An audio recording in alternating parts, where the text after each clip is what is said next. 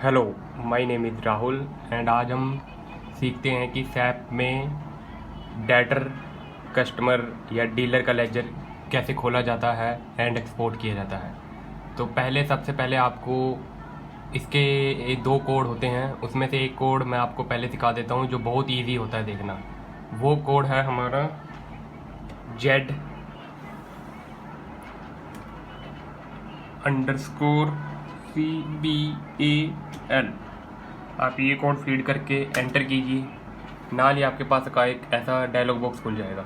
इसमें आप अपना कंपनी का कोड फीड कीजिए, फिर आप अपने कस्टमर का कोड फीड कीजिए।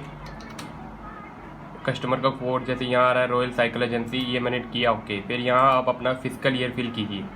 जैसे मेरा भी फाइनेंशियल ईयर 2020-21 चल रहा है, तो मैं भी फ़िलहाल 2020 भरूँगा। एंड पोस्टिंग डेट भर दीजिए 01/04 से 31/3/2021 एंड आप फिर इसको एग्जीक्यूट कर दीजिए। पर यहाँ पे ध्यान रखिए, यहाँ पे फॉर्म ज़रूर कीजिएगा वरना रिपोर्ट दूसरे फॉर्मेट में खुल जाएगी। एंड ये देखिए, वेटिंग एंड ये देखिए, ये आपका लेजर खुल गया है। ये आपका टिपिकल स्टाइल में लेजर है, एकदम प्रॉपर डॉक्यूमेंट का नंबर, date, narration, debit, credit, discount, balance and बाकी फर्दर डिटेल्स वगैरह। ऐसे ही ये इसका लेजर आप देखते रहिए, काफ़ी बड़ा लेजर है। आप इसमें डेट अपने हिसाब से भी ऊपर नीचे सेट कर सकते हैं। अगर आपको ये प्रिंट देना है तो यहाँ पे राइट क्लिक कीजिए कहीं पे खाली जगह पे एंड देन प्रिंट का ऑप्शन आ जाएगा और फिर इसे प्रिंट कर दीजिए। फ़िलहाल चलो ये तो था एक तरीका, अब हम आपको सिखाते हैं दूसरा तरीका। एंड अब आया दूसरा कोड, ये है दूसरा कोड है हमारे पास FBL5N। इसको कर दीजिए फिर आप एंटर। ये एक अलग तरह से डायलॉग बॉक्स खुल जाएगा। इसको हम इसी तरह ही करेंगे। यहाँ पे पहले आप लिख दीजिए अपने कस्टमर का अकाउंट नंबर, देन यहाँ पे ओपन आइटम मत कीजिएगा। इसका मतलब होता है कि ये सिर्फ वही आइटम दिखाएगा जो इसके अगेंस्ट पेमेंट आनी रह गई है या सेटलमेंट करनी रह गई है किसी पर्टिकुलर इनवॉइस के अगेंस्ट। अगर आपको पूरा लेजर देखना है तो आप यहाँ कीजिए पोस्टिंग डेट पे भी भर दीजिए 01/4 से 31/3/21। देन आप इसे यहाँ पे एग्जीक्यूट कर दीजिए।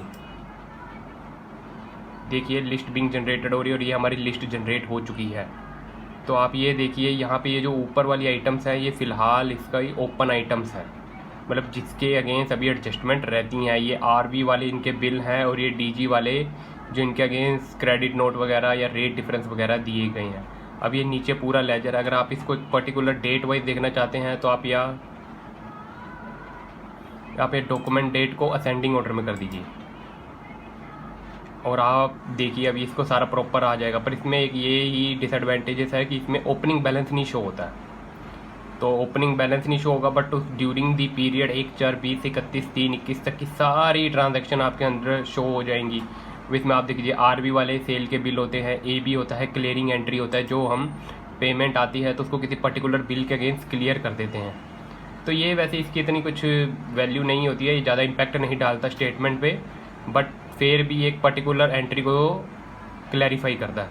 आप चाहे तो फिर यहाँ पे और भी कई चीज़ें ऐड कर सकते हैं। जैसे आप ये देखिए यहाँ पे आप आइए तो आपको यहाँ पे पोस्टिंग डेट मिलेगी ये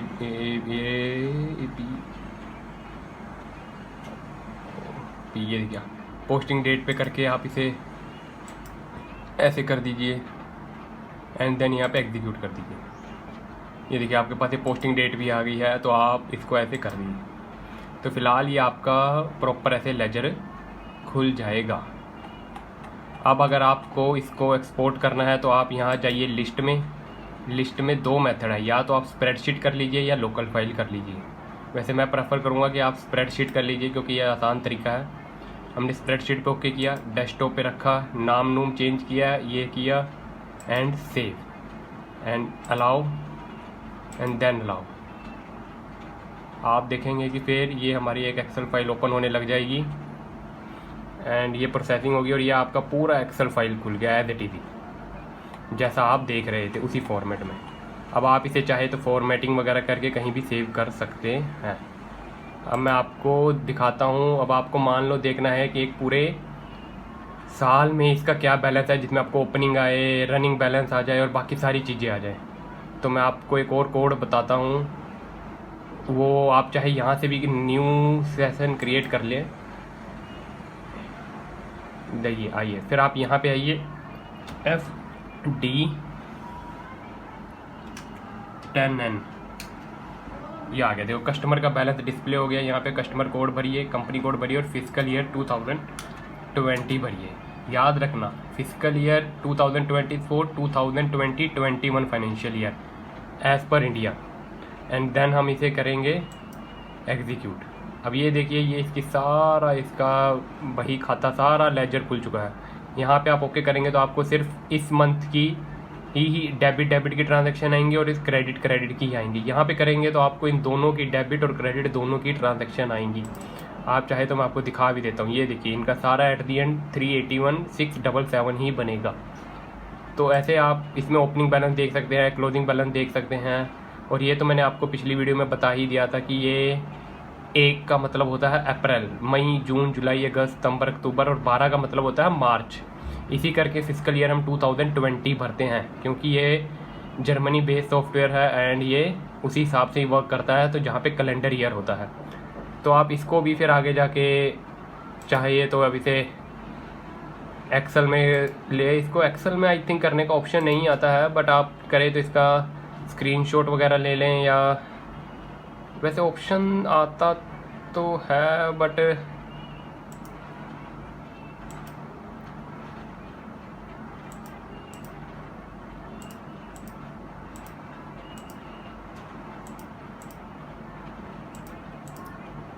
चलो कोई ना, ये मैं आपको नेक्स्ट वीडियो में देख के बताऊंगा कि इसको कैसे हम एक्सेल में कन्वर्ट वगैरह करते हैं। आई थिंक करते हैं बट अभी मेरे माइंड में नहीं आ रहा है। पर चलो फिलहाल अभी आपको 3 मेथड बता दिए हैं। ये 3 कोड है, आप इन तीनों को अप्लाई कर सकते हैं। First code is Z customer balance, जो एक आपको अच्छी सी रिपोर्ट खोल के देता है। सेकंड इज FBL5N, जो उसको सारी ट्रांजैक्शन खोल के देता है, क्योंकि ये सारी ट्रांजैक्शन इस वाले कोड में नहीं आती हैं, Z_CBL में। एंड देन FD10N, ये जो आपको एक ओवरव्यू सा देता है कि आपका ड्यूरिंग द ईयर क्या बैलेंस रन हो रहा है, कितना लेना है, कितना देना। आई थिंक ये सारी चीज़ें खड़ी हुई हैं। तो फिलहाल हम अभी वीडियो को यहीं स्टॉप करते हैं। एंड थैंक्स, आपने मेरी पिछली वीडियो को थोड़े बहुत लाइक दिए, हो सके तो इसको भी लाइक्स वगैरह देना एंड व्यूज़ बढ़ाना। ठीक है, ओके एंड गुड बाय।